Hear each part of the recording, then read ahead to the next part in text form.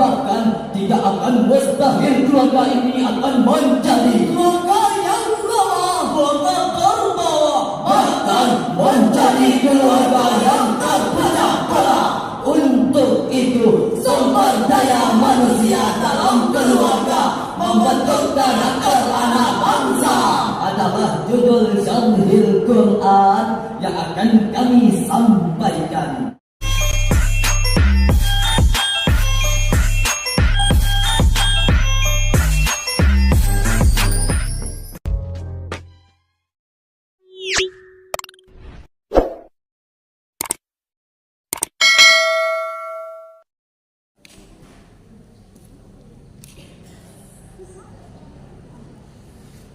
Assalamualaikum warahmatullahi wabarakatuh. Bismillahi walhamdulillah, la haula wala quwwata illa billah. Ashhadu an la ilaha illallah wahdahu la syarikalah wa ashhadu anna Muhammadan abduhu wa rasuluh la nabiyya ba'da amma ba'd. Dewan Hakim yang mulia, hadirin para pecinta Syarhil Quran yang kami banggakan. Sumber daya manusia merupakan faktor penting dalam usaha mencapai kemajuan dan kesejahteraan suatu keluarga. Untuk meningkatkan sumber daya manusia agar dapat menjadi keluarga yang bernilai, diperlukan beberapa upaya sistematis, terencana, terpadu, dan manusiawi. Ibnu Khaldun dalam karyanya yang berjudul Muqaddimah, beliau menulis tentang kehancuran suatu bangsa disebabkan oleh hancur dan rusaknya sumber daya manusia, baik secara intelektual maupun moral. Survei Sosial Ekonomi Nasional di Sumatera Barat sejak 5 tahun terakhir mencatat jumlah angka putus sekolah menurut TV dan jenjang pendidikan mengalami peningkatan 1,28% per tahunnya.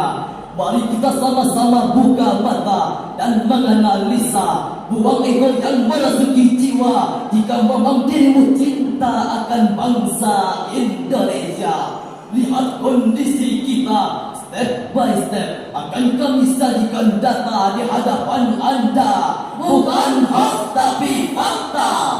Hadirin, Indonesia diambang kehancuran sudah semakin jelas. Negeri yang subur makmur ini menjadi incaran banyak negara. Ancaman dari luar dan dalam semakin terasa. Bahkan yang lebih menyayat hati, hadirin, Sabtu 29 Juni 2024 di Sumatera Barat, meningkatnya kasus anak berbuat kriminalitas. Terdapat 108 kasus, di antaranya 17 kasus pelakunya anak-anak putus sekolah, baik mulai dari pembunuhan, pemerkosaan dan kejahatan lainnya. Hadirin, hilangnya identitas keluarga dan semakin pudarnya rasa nasionalisme, peran keluarga pun semakin akut.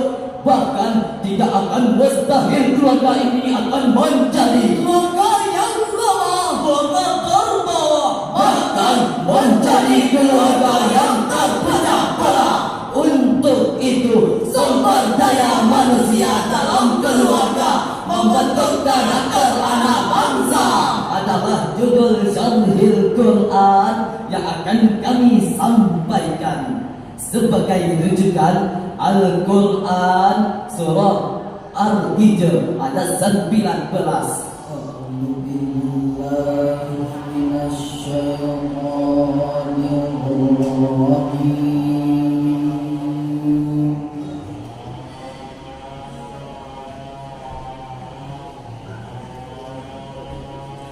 Bismillahirrahmanirrahim.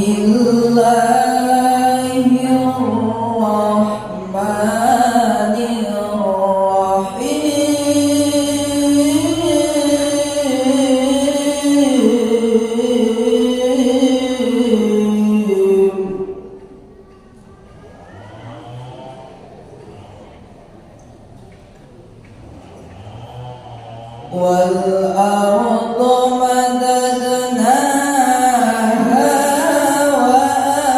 وألقينا فيها رواسي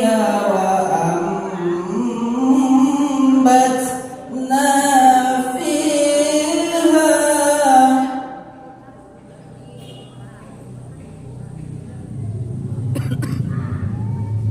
وأنبتنا فيها من كل شيء موزون.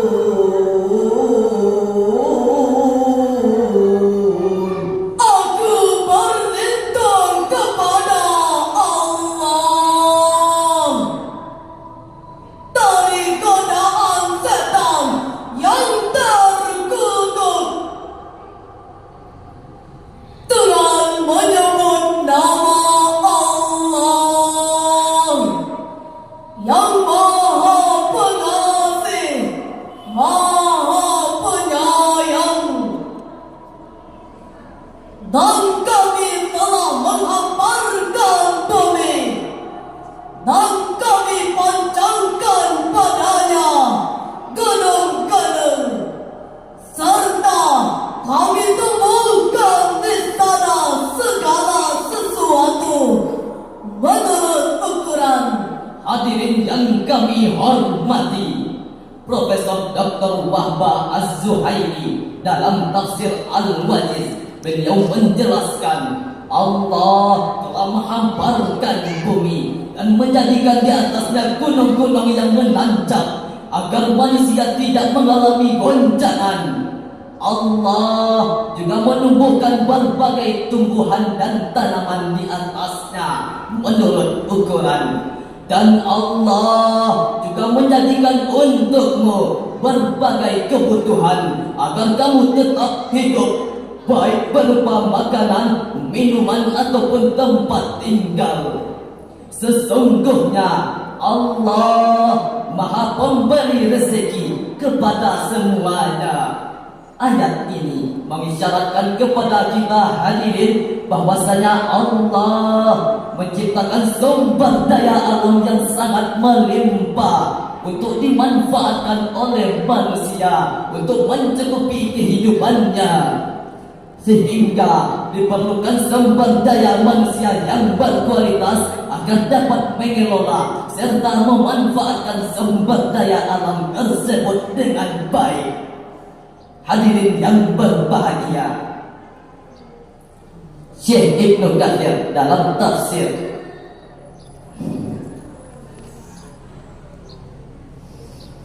dunia telah mengukir sejarah bahwa Islam pernah menduduki posisi terpenting dalam peradaban global dan mampu mencapai kejayaan. Masih ingat dinasti Abbasiyah yang dipimpin oleh Khalifah Harun al-Rashid dan putranya Al-Ma'mun? Philip K. Dick dalam buku History of the Arab menulis pada masa Abbasiyah ini yang disebut sebagai keluarga yang kuat dan tidak tertandingi. Di sisi lain, kemakmuran rakyatnya mencapai pada tingkat tertinggi. Sumber daya manusia yang ada mampu menerjemahkan berbagai kebutuhan dan kekayaan negara, diolah untuk kemakmuran rakyatnya. Bahkan yang paling mengesankan adalah kebangkitan intelektual pada masa itu. Hadirin, sejarah yang begitu mengagumkan seharusnya menjadi penggugah untuk terus berbenah dalam memajukan bangsa agar mampu bersaing di kancah dunia. Dengan demikian membentuk karakter anak bangsa, para ilmuwan menyia-nyiakan waktu dan sumber daya manusia yang ada serta mengalami penurunan membangun karakter anak bangsa di dalam keluarga. Karena aspek terpenting dalam membangun karakter anak bangsa adalah sumber daya manusia.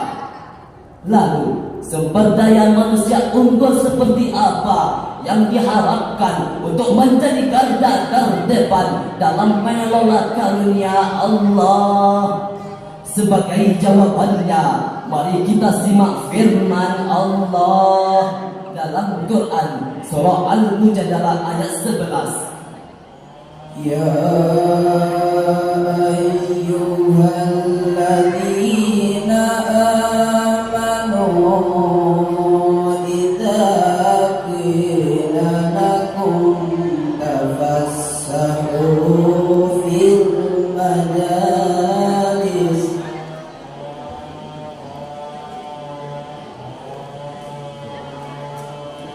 idza qila lakum tafassahu fil majalis fafsahu yafsahillahu lakum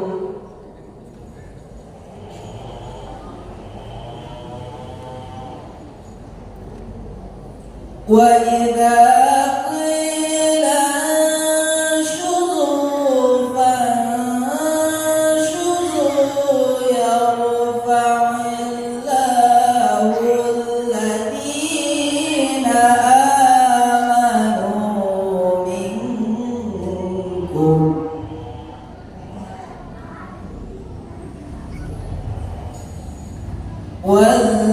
والذين أوتوا العلم درجات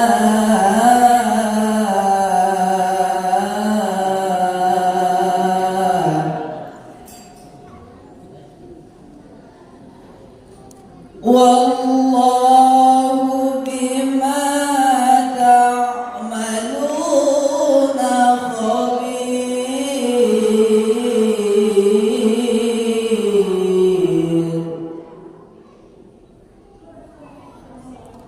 والله بما تعملون خبير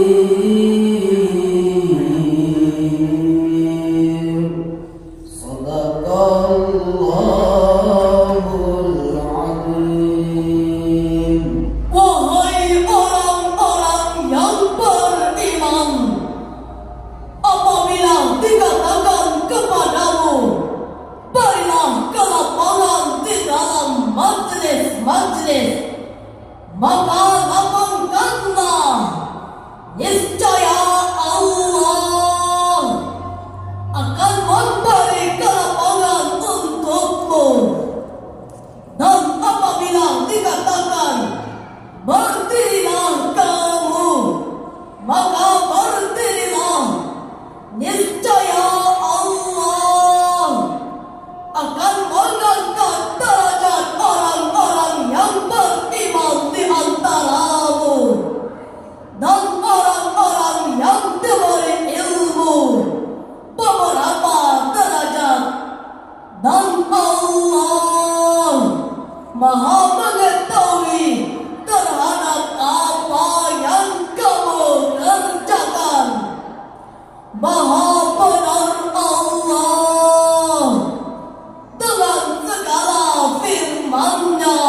Hadirin yang berbahagia, Profesor Muhammad Quraish Shihab dalam tafsir Al-Misbah volume 14 halaman 80 menafsirkan bahwa derajat orang yang beriman, mempunyai ilmu pengetahuan dan berakal sehat akan lebih tinggi daripada orang yang tidak punya sama sekali. Dengan kata lain, hadirin, ilmu yang telah kita dapatkan harus dengan melalui kerja keras, kerja cerdas, kerja ikhlas, dan kerja tuntas. Berkaruhan dan tua. Setuju?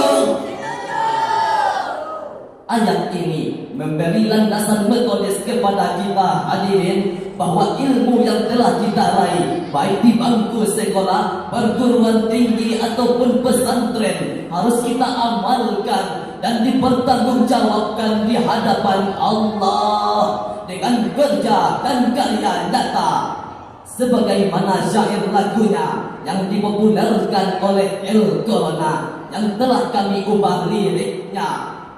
Bila ingin memanfaatkan sumber daya alam, bersihkan dulu hatinya sebening kaca.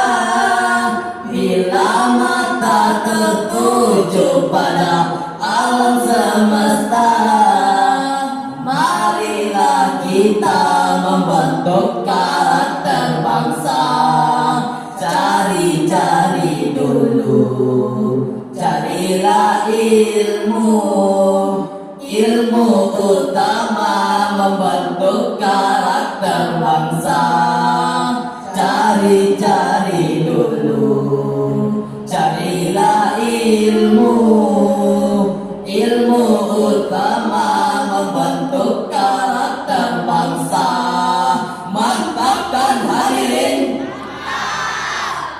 Oleh karena itu hadirin, ada beberapa kesimpulan yang harus kita terapkan dalam membangun karakter anak bangsa di dalam keluarga. Yang pertama, meningkatkan etos kerja di kalangan keluarga.